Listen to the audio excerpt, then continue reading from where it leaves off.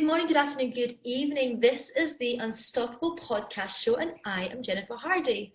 And I am here joined today with the lovely Tisha Marie. And let me see if I can get your surname right. Is it Pelletier? Yes, it is. Pelletier. Beautiful, gorgeous. Is it French? It sounds French. It is French. I am not French. I married into French Canadian. Lovely, lovely. So tell me a little bit then about what it is that you do, Tisha. Yes, so I am a startup business mentor. Love helping startups who are in the ideation stage of their business just get out there and make it happen. I find that a lot of people are holding back, and it's a lot of times because of themselves. I'm also an inspirational speaker, so I do quite a bit of speaking out there, just motivational type talks packed with powerful tips. And I'm an author and a mom. Awesome, excellent. Okay, so let's go back all the way to the beginning. Have you always been on this journey, or did you start in something completely different? Tell us a little bit about how you got to where you are. So I feel like I am the queen of pivots. And the reason why I say that is I started my entrepreneurial journey actually back in 2004. So I graduated from Arizona State University, broadcast degree, business minor, and worked for a couple of people. And I think, Jen, that you understand like when you're not cut out to work for other people. And I had that experience. Like I was working for a couple of, for an ad agency, and I'm like, there's got to be a better way. There's got to be a better way than this.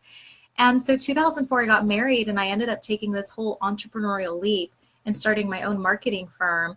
And then after that, starting an event planning company, focusing on corporate nonprofit clients, and then even running a national mom entrepreneurs organization and hosting my own events, doing all the marketing, doing everything essentially. And then in 2015, I said, you know what? I don't know if that really fulfills me anymore. And so this is why I'm saying that I like to be able to pivot, because I feel like that's how we evolve and that's how we grow. And really started to come into this personal brand of who am I and what is it that I really, really absolutely love to do. And in that whole self-discovery process, started to find that my heart was really with people who were in that same stage I was in way back when of I don't want to work for other people. I have this brilliant idea and it's ready to be born. So I really started to work more along the startup space, and opportunities started to come just because of that, because of being very focused and being very clear on and actually who I wanted to be around, speak to, engage with, and so on.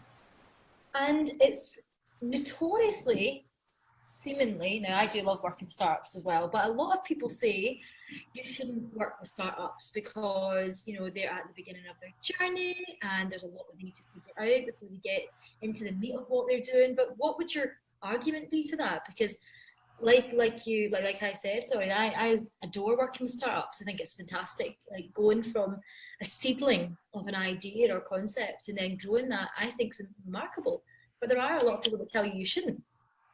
There have been several, tons. In fact, when I started putting out that I wanted to help startups, fund startups, create programs for startups, speak to startups, everyone's like, why? Like they don't have the money, they're not serious about it. And I'm like, I almost have to say, do you remember when? Do you remember when you were that person and all you needed was someone in your corner that was helping guide you, that was providing resources, that was connecting you to the right people, and how much more successful you would have been if you had that type of person in your corner helping you. And that's really where it came from.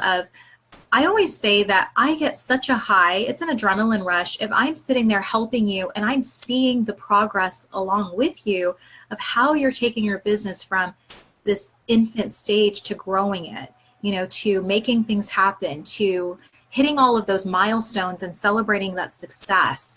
So I get such an excitement from that I always say that, my success is really derived from other people's success when I'm helping them get there. And really, I think that's just that go-giver mentality that I have. Definitely. It is. It's a brilliant journey. I adore it as well. It's fantastic. So when it comes to the startups that you work with, what kind are they product-based or service-based predominantly? Or It really is a mix. It's a mix of startups. I'm not working in any sort of vertical, to be honest. But I really love saying, hey, let's talk about your idea and let's start to move that in action. Because I think, as you know, when you're starting a business, there is a foundation that needs to be laid first. And that's really my coming in and saying, let's get this foundation going. Let's build it on a strong foundation and start being strategic about what you do next with it. So I do feel that a lot of the startups are in that same space of, well, I have an idea and now what do I do with my idea? And then after I've gotten the logistics and, you know, the legal down, what do I do next? So it's really just working with them on starting to develop their brand and starting to put that out there. And so what is the actual way then, if we dig a little bit deeper, that you actually support these startups all the way through? So do you go from literally idea, develop the idea, put the marketing in place, understanding like the money, the financial side, to the launch process as well? Is that the Right. So I created a program called the Startup Entrepreneur Academy, and it really is an online course that a startup could take at their own pace, because I realize a lot of startups are still in that, I work corporate, this is a side gig for me, I'm trying to build it to where I can leave that corporate gig. So I made it really convenient for them to log in when they can. But you know, there are 13 modules where they're learning everything about business. It's almost like a crash course in a college business, you know, business level course of, this is what you're going to need in order to do this. And you can't miss any steps. Like, you have to have it in this particular order.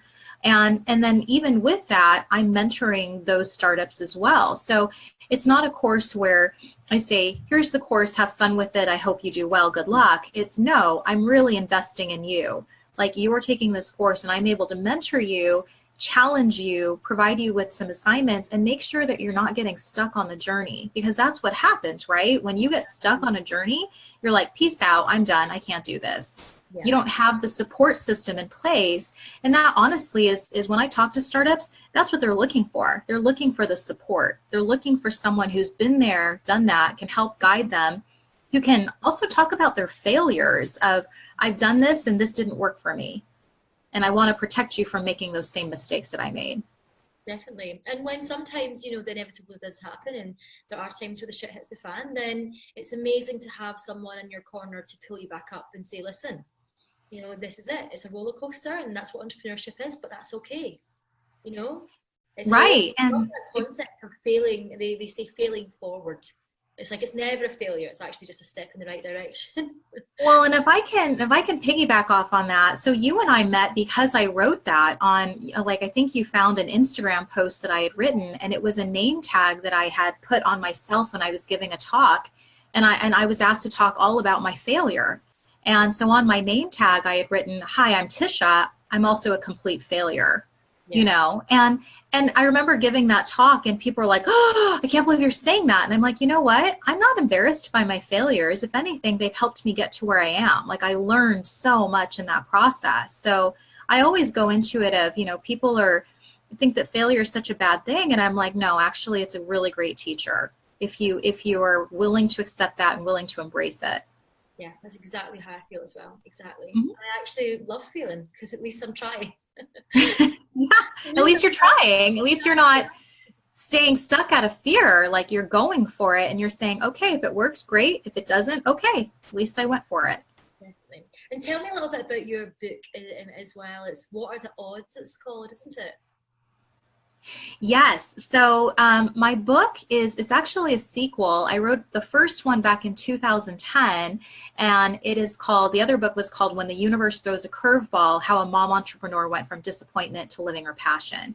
So that book, just to back up, is really more about, you know, taking the journey, like leaving the ad agency I was at, all of the chaos that ensued, and starting a business from scratch. So essentially it's a startup journey, and then having kids thrown in the mix. As I had my son, I welcomed him in 2008 when the economy was crashing. Like, it was fun. It was a lot of fun.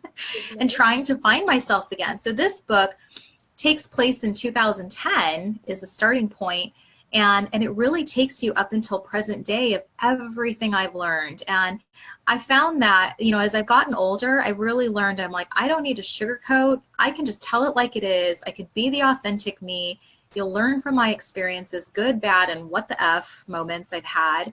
And you'll resonate with a lot of those stories because you can put yourself right in my shoes of when this was happening, when a client was congratulating us and firing us the next minute. You know, it just, all of the stuff, all of the roller coaster of emotions that you go through being a mom, a wife, an entrepreneur, trying to figure it out, you know, it's all in this book. And it's written with such a, I always like to say I bare my soul in the book. So it really is written with a lot of love and, you know, and lessons. And that's what I feel that moms, men, women, whoever is going to resonate with, because it's more storytelling than it is like how-to facts based kind of things. I love it. Excellent. I'm looking forward to reading it because I've not read it yet either. Yeah, you know, one thing that I did, so we talk about stretching yourself out of your comfort zone. And honestly, the biggest thing I did this year that stretched me was not just writing and releasing the book, but also recording it. So it is on Audible as well. So people are listening to me share this. And I will say it was one of the challenging points, because it's one thing to write your book and read your book to yourself, but then it's another thing to actually put it on, you know, everybody's listening to your voice. And there's so many moments where there's so much emotion in that book that my voice is cracking, I'm tearing up. You can hear the emotion as I'm reading it. Yeah, it's fantastic. It's not fantastic that you had to go through those things, but it's awesome to have something to relate to, because we've all felt like that at times, haven't we? So right. It's nice to be able to know that you're not alone in this journey through life or entrepreneurship as well. Right. So tell me as well, I'd love to know, what is on your bucket list coming up? What are some of your missions that you're excited Yeah. So my bucket list, I'm actually getting ready to launch a podcast as well. And one of the things that one thing I didn't mention too, Jen, is that I am a big social connector. Now, to me, there's a very big difference between a networker and a social connector. A connector is really someone that's like, who do I know? Like, they're always putting you first and saying, who can I introduce you to now that I know more about you and I've established a relationship with you, that I can help you grow and get there and introduce you to really good people. And so I created this event back in April. It was one of those, you know what, I'm tired of this. Let's make a change. Let's do this. You know, it was kind of one of those fly by the seat of my pants type of ideas. And I've been hosting it for 8 months. And so I created this Social Connect Business Happy Hour here in Arizona where I'm at.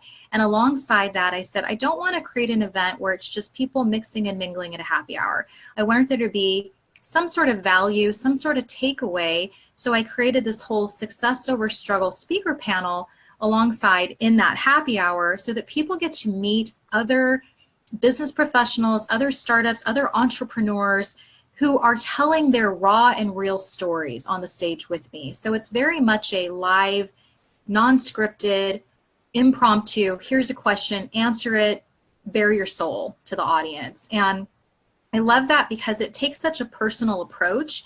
Instead of everybody just touting how great they are, I'm like, no. I want to hear how you got to where you are and what obstacles you've had to overcome. And so I've done that for the past 8 months, and it's growing like crazy out here because people want different. They want a refreshing change of pace. And so from that, getting ready to launch a podcast with the same name, Success Over Struggle. I also have a YouTube channel with that, with all of the success over struggles I've done.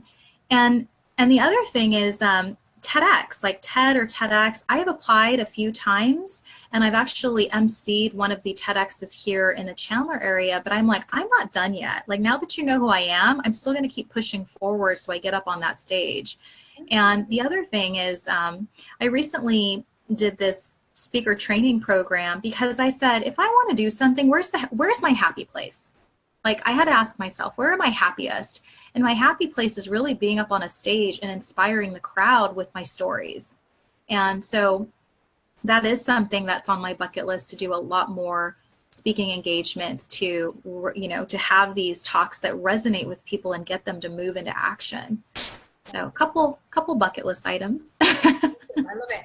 And tell me, the people that are out here listening just now who are right at the beginning, in the startup throes of their business, and like we're talking about, they've maybe got an idea or a concept. What would be a few things that you could tell them to go and do right now, in order for them just to take a little bit of a step forward? Well, I do feel that if you have an idea, it's best not to keep that idea just sitting in your head, and because I've been there. I've said, okay, here's my idea. Now what do I do with it? So it really is, to me, the best thing is to talk to someone about it. Being a startup business mentor, I provide a complimentary 30-minute business strategy session that's done just through Zoom. And it's a really good look at getting a strategy in place, or at least being able to talk to someone about your idea that can help guide you on here's what you do next. So I always feel that you should never go at your business alone. You should always start to develop that tribe of people that can help you, the resources that can work with you, and start to get it out of your head and moving into action. So I provide that. I also have an entrepreneurial quiz that I have on my website, in fact, which really kind of guides you as to what kind of entrepreneur you are. Because I do feel that there are some entrepreneurs that maybe they really like the 9 to 5. Maybe they really, really are craving that, and they want to go back to that because it's comfort. And then there are others, like I think like you and I, who are like, nope, this is it. This is all. That's not even an option for us. There's no plan B. This is it. So I really like being able to gauge where a startup is, how they're answering certain questions based on, are you willing to stretch yourself out of your comfort zone? Are you willing to invest in yourself? Because that's a big part about being a business owner, is investing in yourself and knowing that the reward might not come immediately, but it may take some time to build it. Yeah, definitely, 100%. Investing in yourself, it has to be done. And I can remember at the beginning of this business, actually, even knowing that I didn't have all the answers, and I really wanted to fast track that. So obviously I reached out and got some help and invested. And I can remember being terrified, thinking, what if this doesn't work? But what I was really terrified about was, what if I don't make this work? Because you can take all the knowledge and all the expertise of other people and all the advice and guidance you like, but if you do not feel as if you've got what it takes to pull it through, that I think was where the fear comes from. As soon as you get over that moment or that time of thinking, do you know what, actually, this is my time, I am ready, the fear to subside, I think, very quickly. So true. And honestly, that's what we were talking about earlier, is that self-doubt creeps in so much when you're an entrepreneur. And even in my book, you can see parts where I'm like, I can't do this, I'm not ready for this anymore, what am I doing? Like, there's a lot of those moments where I'm like, what do I want to be when I grow up? What actually lights my soul on fire? Like, it's a lot of discovery about yourself. And you're right, if you don't have someone there to pull you back up, you will give up. And it's scary. It's really scary to just work for something and then just give it up, not knowing that you were so close if you just would have kept going. Absolutely. I totally agree. So tell us where we can find you on the online space. I know there's people out there listening going, this is me, I'm in the middle of starting up, I need help, I need guidance, I need support. Sure. So I actually just rebranded my website, so people can find me at Tisha, Tisha Marie, Marie.com. And like I said, I do offer a complimentary business strategy session. So if people even click to the contact us page, they can fill that out. Also on the mentoring section of my website, you can book the complimentary session there, as well as take that entrepreneurial quiz that I was talking about. And then if they're interested in the book, it's on Amazon, on Audible, all of that information is on the website with the links. And then real quick too, as far as social media, I'm on most of the platforms, but I will say the one that I really, really love is LinkedIn.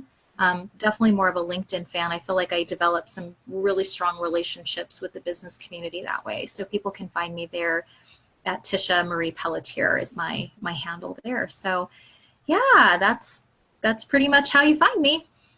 Excellent. Well, thank you so much for joining me. The last thing that I will ask is just on the basis of books, because obviously we've got one launching at the moment. You're a writer and an author yourself. What has been one book that you would say off the top of your head that has changed your mindset when it comes to either business or life in some way? Yes. So I cannot say enough about this book, and there are actually a couple more that I need to read because it's a series. But there's the book called The Go Giver, and I was actually in a Bible study, and I was talking about some of the challenges I was having, and this woman in the room was just like, here, this is for you. Everything you say is, this is you. And I'm like, okay. So grab the book, read it, and now I talk about it all the time because it really is talking about how in business, you cannot have that taker mentality. You cannot go into a relationship with your hands out, wanting everybody to do everything for you and just taking. Like, I don't deal well with people who have that mentality. So this whole go-giver mentality is really build the relationship, plant the seeds, see where it goes, and keep cultivating those relationships, and be willing to give before you even receive. Like, it's that whole premise. And not that I wasn't doing that already, but I'm like, oh my gosh, now there's a book that does this. And then some other books, like I'm a big Simon Sinek fan. If you're following me on any social media, I repost a lot of his stuff because I'm like, oh my gosh, this is exactly what I would say to you too. Figure it out, figure out your why, and then move backwards, you know? Oh my goodness, I've not read the book. I'm looking forward to it. Yeah, you should. The Go-Getter or the Go-Giver is it's a pretty short read, but they have one, Jen, for Go-Giver Money, Go-Giver Leader. Like, there's so many of them, and they're great at storytelling. Like, any book that has stories weaved in where you can resonate with that person is just gold to me, because you're like, oh, I can so see why this is significant and why I should do it this way versus this way. Why I shouldn't have this salesperson mentality, but instead focus on cultivating the relationships first. Awesome. Excellent. So everyone listening out there, get your hands on that book as well. And of course, you can get your hands on, name your book again for me. Yes, so the book is called What Are the Odds? A Mom Shares Her Good, Bad, and What the F Moments in Life and Business. You can already tell it's a very raw, real book. Transparent book. I think it's on Amazon, yeah? It is on Amazon, it's on Audible, as well as my other book is on Amazon too. Fantastic. Excellent. It has been an absolute pleasure to speak to you today. Thank you for joining me. Thank you. This was fun. Thanks, Jennifer. And everyone that's listening out there, you know how much I appreciate you. If you've enjoyed this episode, please feel free to comment, like, and share it all around your communities. We want to make sure the Unstoppable Podcast Show gets bigger and bigger and bigger, and have some, and of course, always having some of the most incredible women in the space on this show, including Tisha, who has joined us today. So I'm going to say good morning, good afternoon, good evening again to you all, sending you all lots of love, and I will speak to you real soon. Bye.